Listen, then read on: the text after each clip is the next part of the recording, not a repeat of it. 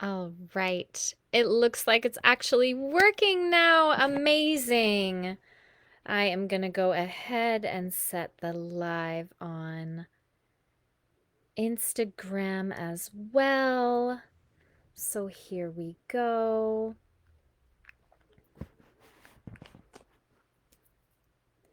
Checking my connections. Awesome. Thank you guys for your patience. I was definitely having some technical issues, but now we are all set to go. So, I have a live here on Facebook and a live here on Instagram at the same time. So, I just want to thank you all for actually joining me. Sorry, I'm traveling, so I don't have my normal setup as I usually would, but I really do appreciate you guys joining today. We are going to be discussing the topic of setting healthy boundaries after a breakup or divorce. And I love this topic because it can be so challenging for so many of us, whether we have challenges setting boundaries with a partner, with an ex partner, with a family member, a friend, a coworker, a boss, really practicing the strength of setting boundaries can be so beneficial in all areas of our lives. So I appreciate you taking the time to join and learn with us today. I do have this on Facebook as well, where I am following a little more of a presentation. So there's slideshows in addition. So I will walk you guys through that. Just to let you know a little bit about what MendThru is. So, MendThru is the company that I own and operate, founder of, and it is a holistic breakup and divorce recovery and program designed to help individuals navigate the emotional, physical, and mental challenges that follow a breakup or divorce. And it is rooted in different therapeutic modalities, as my background as a mental health professional. And our intention is really to help empower clients to move from a place of emotional overwhelm to personal growth, self-compassion, and a renewed sense of purpose. So that is the goal of MendThru. And so you're going to get a little taste of some of the MendThru method that I walk through with clients, and setting boundaries is a section of that. So that's why we're focused on setting boundaries today. A little bit before we get into it about my story and why MendThru exists is MendThru was born from my own devastating breakup. I had been with a partner for nearly a decade, and it ended very abruptly and for me very traumatically. And so I was shocked and completely devastated when that relationship ended, and I was extremely lost because I had seen my whole future with that individual. And thankfully, having a background in mental health, I was able to implement tools and practices that I had learned being a practitioner, as well as having support from family, friends, in addition to also having a coach and therapist during my recovery time. So, I decided to create the MendThru Method, which is a portion of what you will be experiencing today. So, here we go. Today, what you're going to learn in this workshop is why boundaries matter for healing. Super important. Good boundaries versus bad boundaries. And yes, there is a difference, and we are going to touch base on both of those differences. Dear Man Skills, which is, of course, an acronym. DEARMAN, Dear Man, for assertive communication. So, really helping you learn how to assert yourself to set those boundaries. And ending with the power of no contact. So, before we get into all of that, I always, when working one on one and also when working with groups, I always like to take a moment to just do a little bit of self reflection. And I want you to maybe just close your eyes, take a few deep breaths, and ask yourself really how you're feeling today.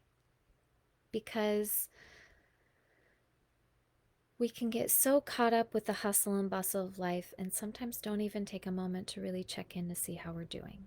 So on my screen here, I have an emoji chart of all of the different emotions that we could be feeling. And just if you could take a moment to really reflect on how are you feeling, not just today, but right now in this very moment.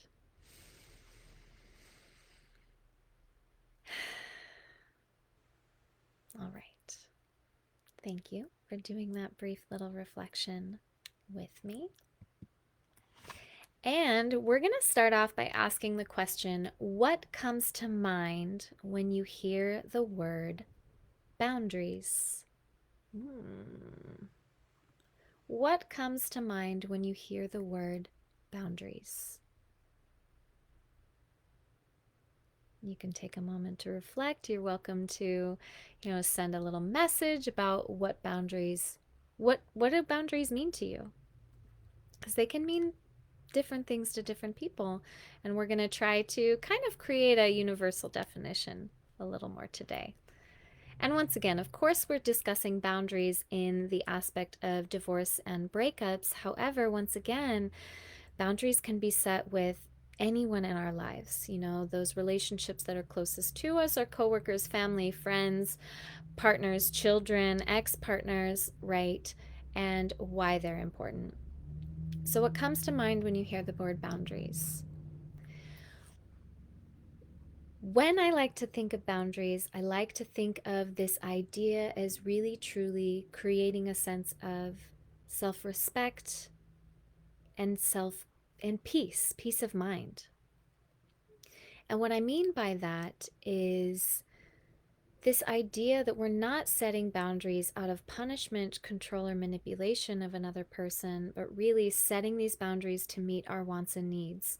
And that in and of itself creates a sense of self-respect, right? And so on my screen here, I have a picture of a garden. And when I think of a garden, that's something that you put so much love and nourishment into, and we put so much hard work into it. It's our passion project, right? And but we also have so many things that can mess with our garden too. We have pests, we have animals that like to jump in there and eat. Maybe you have deer or rabbits or raccoons that like to come in there and mess things up. So I like to think of a boundary as a fence around this precious garden, this something that we care about and that we want to tend to and love and take care of. We create a fence to protect it.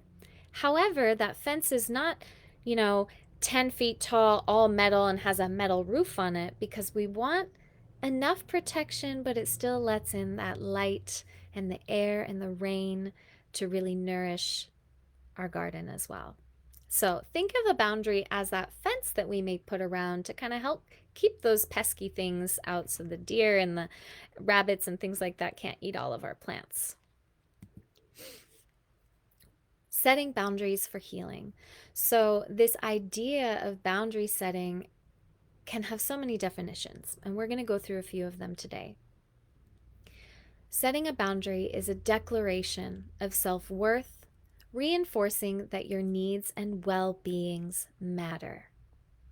My needs and well-beings matter. So I am setting these boundaries in place so that you can recognize what my needs and my wants are.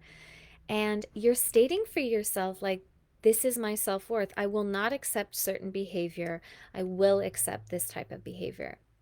So really having that declaration of what is your self-worth. We create these boundaries to really help us develop that self-worth and that self-respect. Setting a boundary also helps us protect our emotional energy by preventing burnout and resentment. And why is this important? So take, for example, say you have a boss that is, asking you, hey, do you mind staying after work maybe 10, 15 minutes today and helping me with this thing? I could really use some help and no one else can do it. I'd really appreciate it. And maybe you say yes the first time, but perhaps that behavior keeps repeating. Hey, do you mind actually staying maybe 10, 15, 20 minutes today? I really just need help doing this.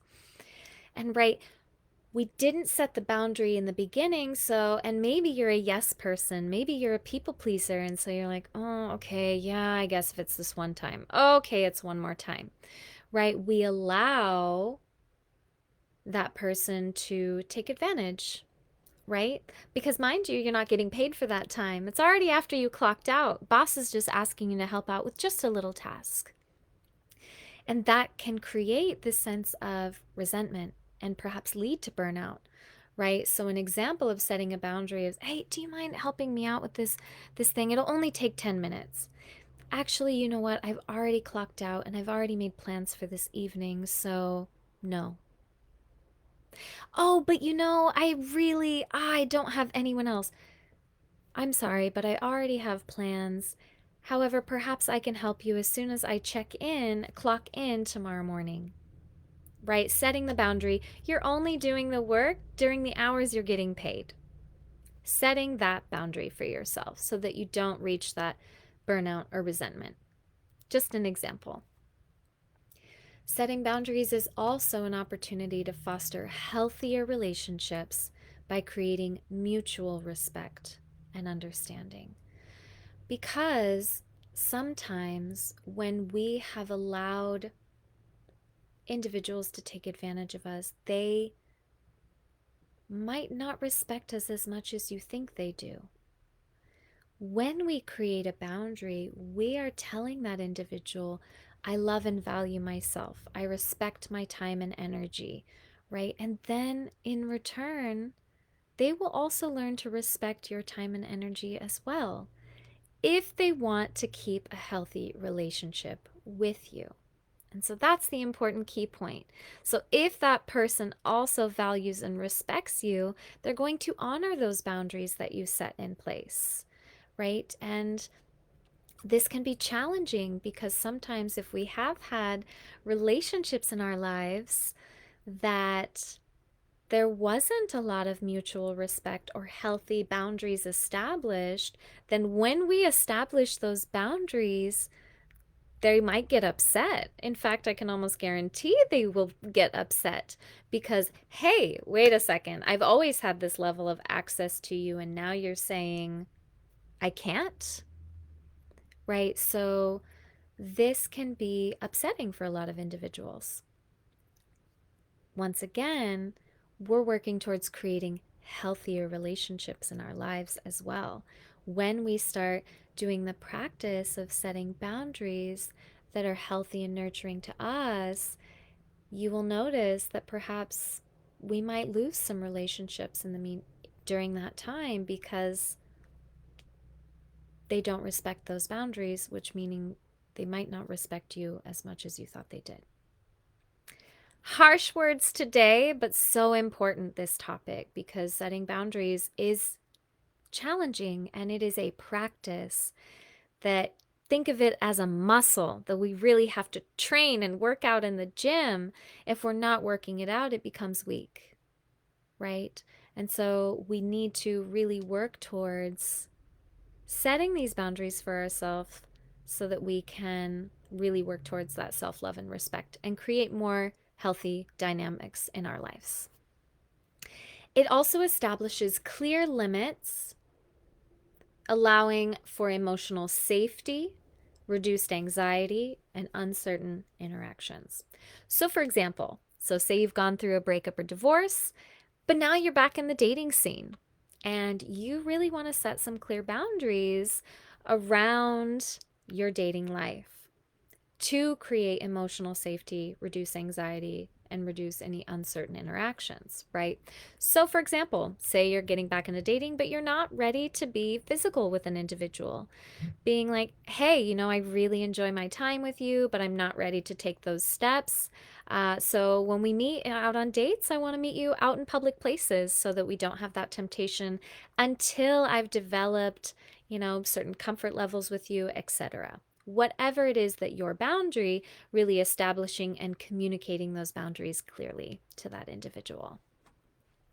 And reminding you once again that boundaries are not about controlling others, they're about protecting our peace. So, this is why setting boundaries is very important. And now we have the topic of good versus bad boundaries.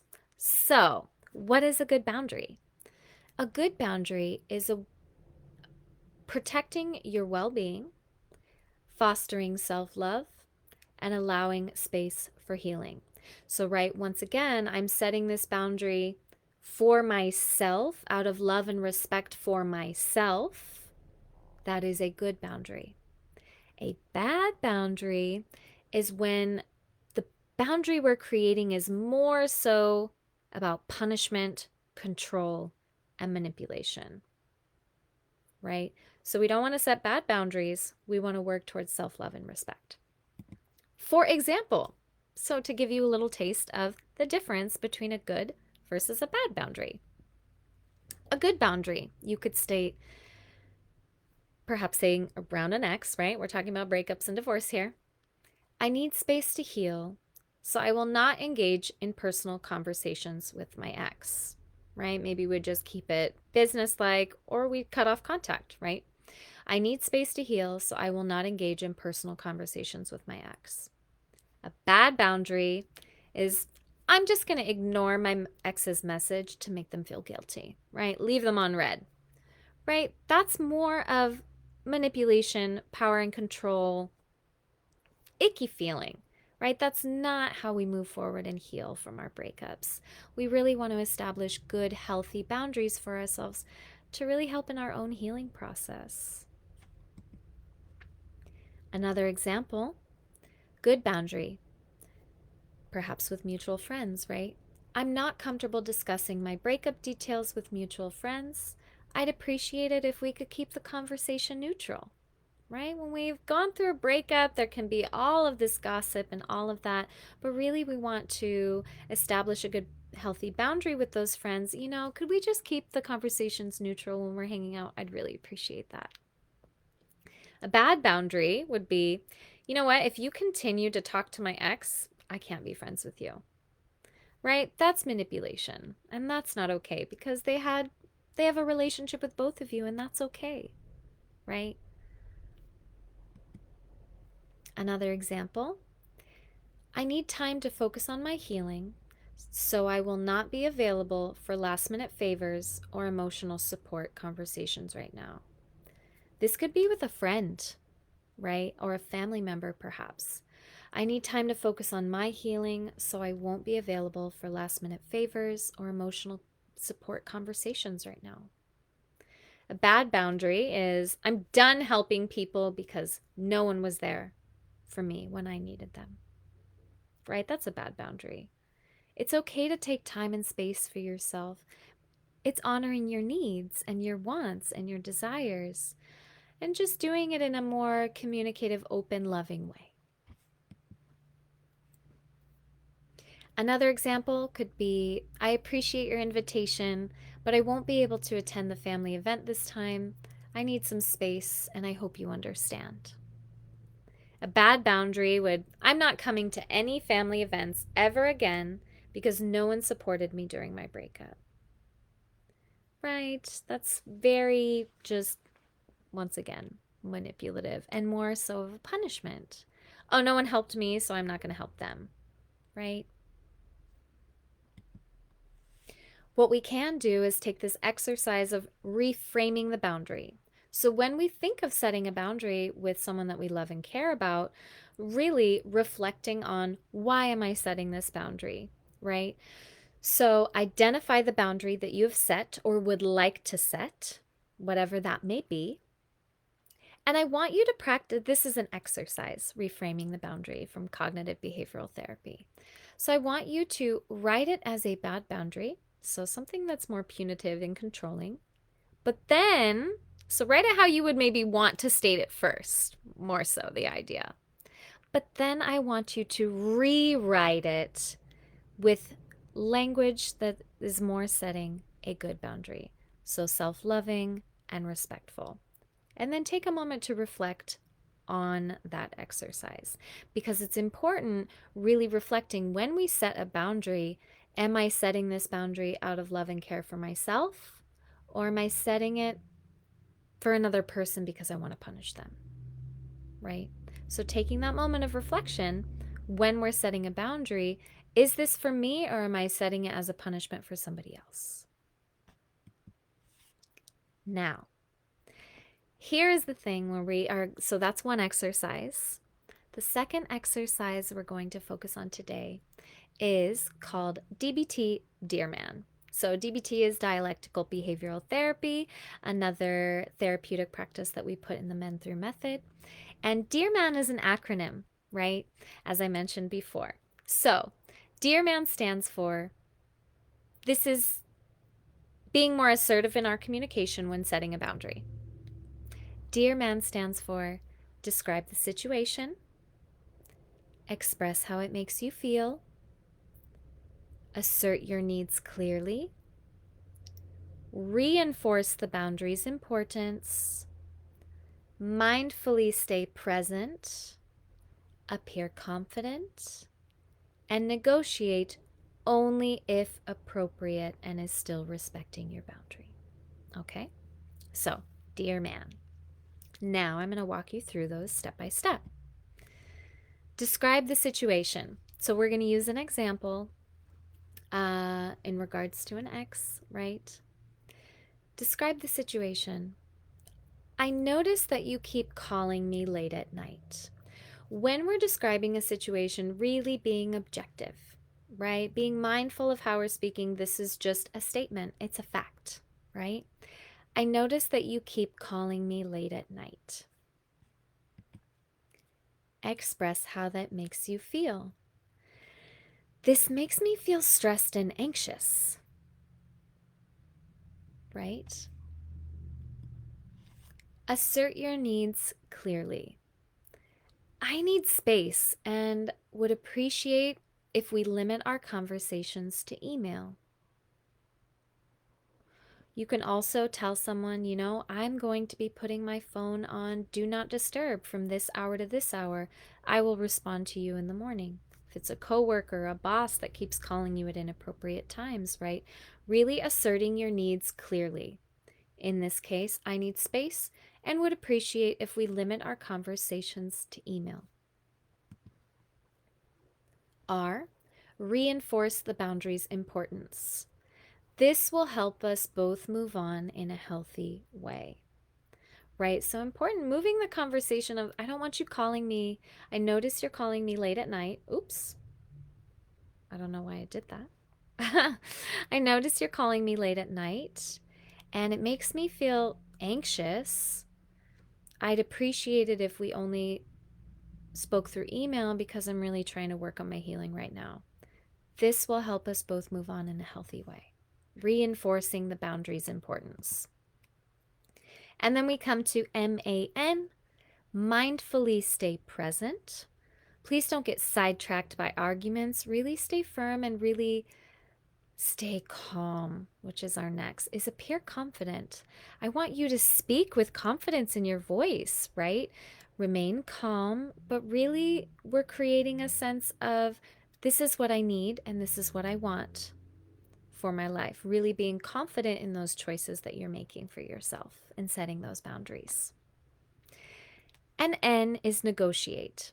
Negotiate only if needed, finding a compromise that still respects your boundary. I see this aspect a little bit more when we're talking about more co-parenting or when you're running a business together. There sometimes needs to be a little bit more negotiation. Not always, right? But certain circumstances, you are welcome to negotiate those boundaries that you're setting. However, finding a compromise that still respects your boundary. So making sure you're still finding that self-love and respect when establishing that boundary. Now, we're coming to a little bit more of a sensitive topic. When I assist individuals through going through a breakup or divorce, there's this idea of no contact. And most breakup recovery coaches, as well as divorce therapists, things like that, we all talk about the no contact rule. There is a reason why this rule is set in place, and understandable that this rule cannot always apply to every individual. Once again, we do have some exceptions, and I'll go over that in a moment. But the power of no contact really, there's a reason why no contact works. It really allows space for emotional healing and well being. If we continue to remain in contact with that ex, right, especially right after the breakup, even a few months after, it's like pouring salt on the wound. Or once that wound finally starts to scab over a little bit, we start picking at it by contacting them because maybe we have a moment of feeling sad or lonely, or we miss them. Oh, we miss their smile, we miss their smell, we miss going out on fun adventures with them, whatever it is, right? If we continue keeping that contact, it stunts our healing, it stunts our growth, our transformation. This relationship ended, and it ended for a reason. And if we can take a moment to truly go back and reflect on how we can use this as a learning tool and to help us really transform our lives. Okay, this happened. In what ways do I need to grow as an individual? But if we continue that contact, especially when we're still really raw and sore, it really it's going to take longer for our emotional healing. So when we create no contact, it allows more space and more opportunity for growth and transformation during that time. It also helps us allows ourselves to break unhealthy attachment patterns. Ooh, right? And so when we feel lonely, we call them up. Maybe we hook up with that ex again, whatever it is, right? We're creating we're still holding on. We're not allowing ourselves to let go. And that is creating an unhealthy pattern for ourselves. So, cutting off that contact really allows us to feel all of the pain that we need to feel the loss and grieve the loss of that relationship, and allowing us to move forward. And it's going to suck. I won't candy coat it. It's going to suck. It's very likely going to feel painful. And that's okay. That's how we need to move through our pain in order to heal and get onto the other side and move forward in our life. A big point of no contact is so that we can create more healing space for ourselves, detach and cut those unhealthy patterns that we maybe had with that partner, and it also creates space for self-respect. So, these are some of the reasons why we highly, highly encourage no contact. Now, I know that not everyone is able to do no contact because there are some individuals that have children. Perhaps you have a business together, right? So there are some exceptions to no contact. However, there's some stipulations there as well, okay? So we have so safe for co-parenting. We shift to low contact instead. So low contact is still contacting that individual, but only in regards to the children, right? My ex actually used to work with his ex and the children in email and text message format only. That way, everything is writing, there's clear communication. Also, an opportunity to go back and reflect, hey, this is what we said about last weekend, yada, yada, and so forth, right? So, really trying to keep the communication more so based just around talking about the children, not asking about their personal life, them not asking about your personal life. Don't ask if they're dating someone, and they won't ask if you're dating someone. If they do, establishing a boundary. Hey, that's not important. I don't want to discuss that right now with you. Right? Let's talk about the kids only during this phase. So, important to be able to create low contact so we're establishing respect with that ex or that co-parent. And then there's the business obligations. So, keeping interactions strictly professional. Once again, it's important to also do this in writing so that you guys are on the same page, but really trying to truly keep your communication strictly professional. Very important. So, when it comes to setting boundaries, I have a few reflection questions for you in addition. So, setting boundaries. Where in your life do you feel drained or overextended? And how might setting boundaries improve those areas? Once again, where in your life do you feel drained or overextended? And how might setting boundaries improve those areas? I have 3 for you. So, number 2, how do you want others to treat you? And what boundaries can you set to ensure that happens? How do you want others to treat you? And what boundaries can you set to ensure that happens? What fears or challenges come up when you think about saying no, and how can you work through them? What fears or challenges come up when you think about saying no, and how can you work through them? So, those are 3 questions I posed for you today during this workshop. And I want you to take a moment, if you have an opportunity to write those down, taking a moment to really reflect on those and how you can move through. Now, a very important part of boundary setting is also recognizing things that I can control and things that I cannot control. And I think this is the hardest part about setting boundaries, because the things I can control is my responses to others' behaviors, the boundaries that I set with people, how I let others affect me, how I speak and treat others, and where I give my attention, energy, and time. These are things that I can control. I can control my thoughts, actions, and behaviors. However, I cannot control how others feel or respond to those boundaries I set, how others behave, how others react, what others say, the attitudes of others, other people's boundaries, and what happens around me. Right? These are things I cannot control.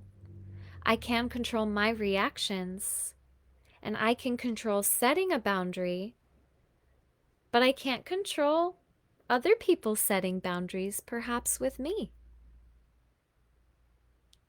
So, taking a moment to recognize that for yourself too. Remembering things I can and things I cannot control. When we set a boundary, you cannot control how others will react to that boundary. And we have to let that go. And I think that's one of the hardest things about setting a boundary. So, I have one final question for you today in regards to boundary setting and this workshop. And that is, what is one boundary you will set for yourself or others this week? And how will you follow through with it? So we're going to throw you into the deep end. I want you to try practicing setting a boundary this week. What is that boundary you would like to set for yourself or others this week? And how will you follow through with it? Okay? Thank you so much for joining this workshop on setting boundaries today. If you are struggling through a breakup or divorce and you would like to learn more about our services, you can check out our website at mendthru.com. And we are offering a group called New Beginnings Group. It is a breakup, divorce, recovery in a virtual group setting, and that is starting on March 5th. So I hope you will join us for that. I have the registration link on Instagram, the MendThru Instagram, and I can also post it on my personal account. It's also located on our Facebook, and there is a pop-up on the website as well. So, New Beginnings group starting on March 5th. And then I also have open enrollment for one on one coaching sessions. So, if you are interested in doing one on one work with me, then please feel free to go to the website and you can click on contact, fill out a form. There's some questions there for you, and you can schedule a free breakup recovery consult with me, and I will be sure to get back to you as soon as I can. So, once again, thank you. You can check out our website, mendthru.com. You can send me an email, april@mendthru.com. And we have social media accounts on Facebook, MendThru, and Instagram and TikTok at MendThru. So, thank you all for joining me today. I really appreciate it. And I hope that you enjoyed and took a little bit home with you today. And hopefully, I'll see you soon. Have a great day.